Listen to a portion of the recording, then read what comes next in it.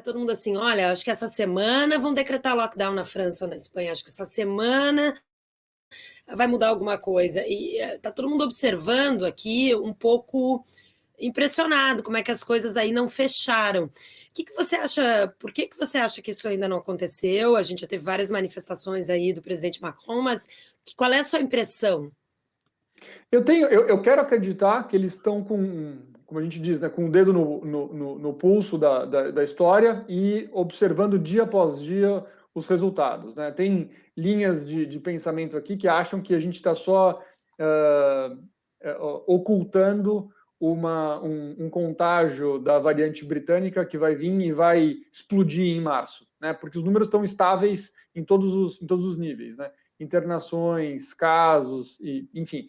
Então, de fato, 2 ou 3 semanas atrás, era para ter acontecido um anúncio, todo mundo esperava que viria um terceiro confinamento, não veio, e aí, agora que a economia consegue se manter um pouquinho mais ativa, o Macron ganha, de fato, um pouco dessa relevância de falar, putz, ele apostou né, no modelo certo, mas, enfim, isso pode mudar muito rapidamente, né? E como a vacinação aqui não vai salvar um potencial confinamento, um terceiro confinamento, a gente só tem que torcer para que os números fiquem sob controle ou caindo, né? A tendência nos últimos 2 dias é, inclusive, de uma queda leve nesses casos.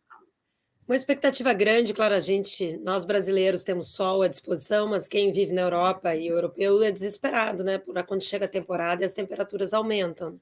E o verão não está aparecendo nesse momento, nós falando, né, conversando agora em fevereiro, olhando para frente, não parece assim ser uma garantia de que a gente vai poder ficar circulando por aí, né? Você está melhor que na França, as temperaturas são melhores do que aqui nessa ilha.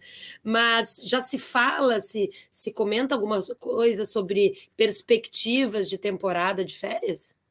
Então, a aposta do Macron, se eu não estou enganado em relação às datas, é vacinar toda a população francesa durante o verão, né?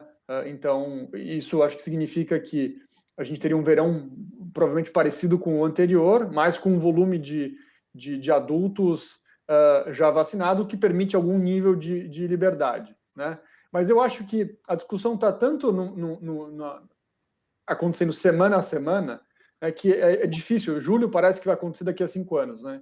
Então, as pessoas estão muito preocupadas como é que está a taxa de vacinação, como é que está a evolução dos casos. Então, é difícil acho que, antecipar tanto, né? Enfim, acho que o verão traz esse momento de você estar um pouco mais fora de casa, o que já é uma maravilha, né? Já ajuda muito, mas em termos de grandes planejamentos, é complicado. Acho que a gente aprendeu em 2020 que não dá para planejar para além de 2 meses, né? E começando esse ano com o cancelamento das férias de inverno, não cancelamento, mas o fechamento das estações de esqui, que é um programa tradicional dos franceses, né, em fevereiro. Essa semana e as próximas duas, as regiões se intercalam em termos de saída, né, de pausa das escolas.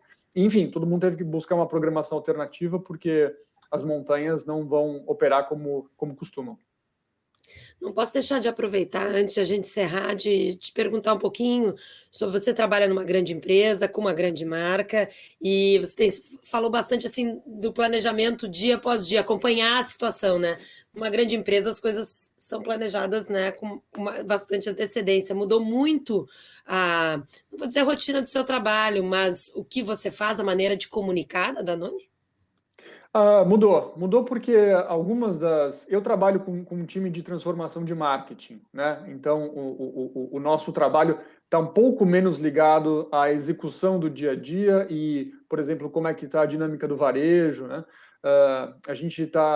Nosso time está focado mais em questões um pouco mais estruturais e conceituais relativas a marketing. Mas eu acho que todas as empresas tiveram que, mesmo as empresas mais planejadas, tiveram que manter um nível de flexibilidade um pouco mais alto, porque qualquer decisão do governo, por exemplo, em reabrir bares e restaurantes, acaba tendo impacto no universo de comidas e bebidas, né? Por exemplo, nosso negócio de águas depende muito desse varejo que é das pessoas estarem nas ruas, poderem consumir o que a gente chama de on the go, né? Então, se isso abre, a gente precisa se adaptar. Quando fechou, a gente precisou se adaptar. Quando fechou, o nosso nível de e-commerce, como em outras empresas, né, cresceu muito. Então, acho que, de novo, mesmo as empresas mais planejadas têm que ter um nível de flexibilidade durante essa pandemia que provavelmente nem estavam acostumadas, né? O que, sob o ponto de vista de marketing, é interessante também, porque acho que nos mantém ligeiros e super ativos e atentos. Patrick, foi ótimo conversar com você, obrigada. E eu desejo sorte, né? Que a vacina, você se vacinem logo e quem sabe a gente já pode você vir para a ilha e eu ir para o continente, tá? Vai ser um prazer. Eu não imaginava ver minha mãe e minha sogra no Brasil tomando vacina antes que a gente aqui, mas enfim, que a vacinação chegue logo, tanto aqui quanto no Reino Unido, e essa circulação volte a se normalizar. Boa sorte. Para a gente. Obrigado.